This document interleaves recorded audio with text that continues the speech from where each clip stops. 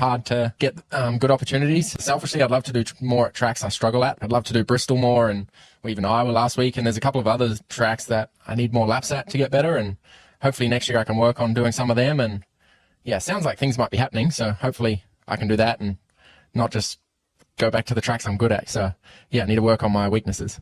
Shane Van Gisbergen had one of the strangest weekends of his NASCAR season. He lost a spot in the playoff standings, and he still came out of it in better shape than when he arrived. Start with Friday. Van Gisbergen climbed into the number 7 Spire Motorsports Chevrolet for just his 5th career Truck Series start and put down a lap of 23.168 seconds at Richmond Raceway, good enough for pole position in the Black's Tire 250.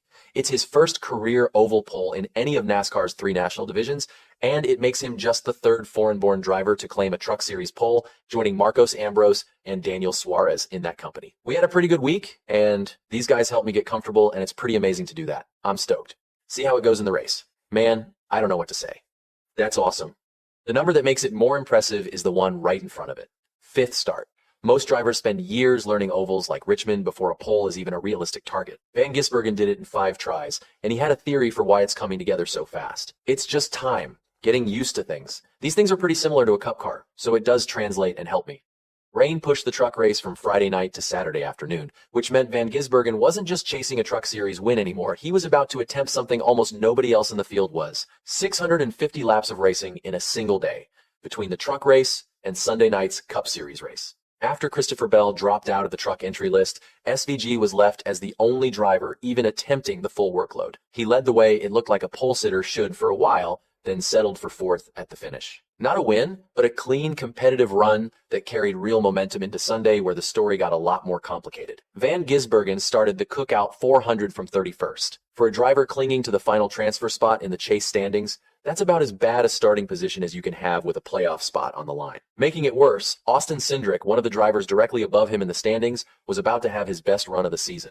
That combination looked like trouble. It wasn't quite what it looked like. Credit goes to crew chief Stephen Doran, who made the call that changed Van Gisbergen's night. At the start of the final stage, instead of pitting with the rest of the field, the number 97 stayed out on older tires and took the wave around, jumping inside the top 15 in the process. It was a gamble. SVG was now off sequence from everyone who'd pitted, and the team needed a caution to make the strategy pay off. It didn't come right away. But after the first round of green flag stops, the yellow finally fell, just as Van Gisbergen was cycling back toward the top 15 again, this time still on the older tires. He held that track position the rest of the night and crossed the line 14th, matching his Richmond finish from a year ago. We were better than what we qualified. We were making gains on our number 97 Midi Chevrolet throughout the race, similar to the front half of the top 20, maybe better.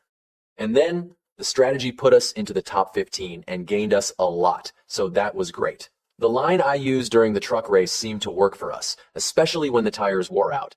I could roll the top and gain quite a few spots. Clean air as well seemed to work.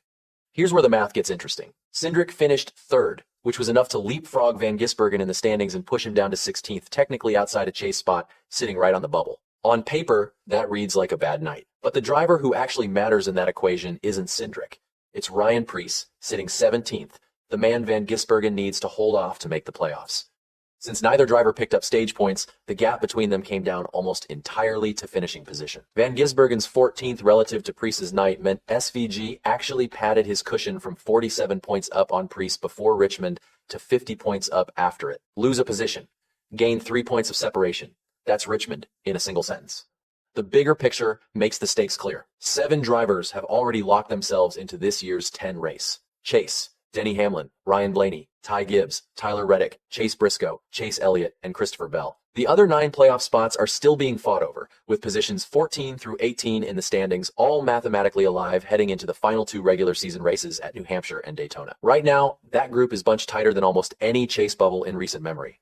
Bubba Wallace sits 14th, just 20 points ahead of Van Gisbergen in 16th. Cindric, in between them, is only 7 points clear of SVG. On the other side, Preece trails Van Gisbergen by that 50-point margin, and Ross Chastain, Van Gisbergen's own Trackhouse Racing teammate, sits 18th, 63 points back. That's the part that makes Van Gisbergen's position genuinely interesting with 2 races left. He's not just playing defense against Preece and Chastain behind him.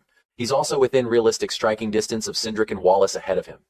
A big finish at New Hampshire or Daytona doesn't just protect his spot, it could move him up the board entirely. Chastain, for his part, saw the same strategic opportunity Van Gisbergen's team found and knows exactly what it means for the rest of the Trackhouse lineup. He ran in the top 10 for most of Saturday night before finishing 12th. If we would have been doing this all summer, we would be in a lot different spot. Van Gisbergen and Chastain weren't the only story hiding in plain sight at Richmond. Hendrick Motorsports has spent most of 2026 adjusting to a new Chevrolet body, and Chase Elliott remains the only driver in that four-car stable with a win this season. 2 of them, to be exact. But on a night Team Penske's Joey Logano took the checkered flag, Hendrick quietly parked all 4 of its cars inside the top 10. Elliott 5th, Kyle Larson 6th, William Byron 9th, and Alex Bowman 10th.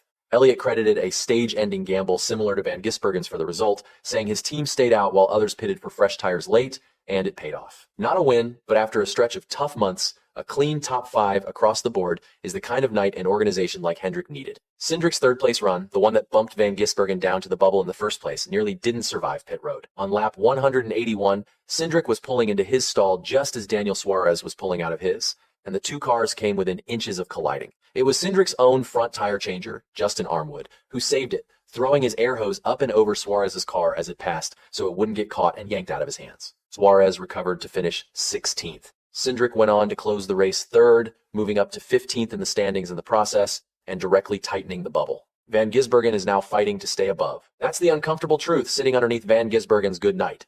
The same team found the right strategic edge at Richmond that's eluded them most of the season, and it only fully worked for one of their 2 cars. With New Hampshire and Daytona left before the chase field locks in, Preece's 50-point deficit is a tall order, but not an impossible one. A bad Van Gisbergen finish paired with a strong Preece run could close that gap in a hurry, especially at Daytona, where a single wreck can rewrite the entire bubble in an instant. But for now, Van Gisbergen heads into the stretch run, having done something most drivers on the bubble can't say. He lost ground in the standings and gained ground in the fight that actually decides his season. 4th in his first oval truck pole start, a top 15 run out of a strategy gamble, and 3 extra points of breathing room over the driver chasing him. That's a weekend most drivers starting 31st would sign up for in a heartbeat.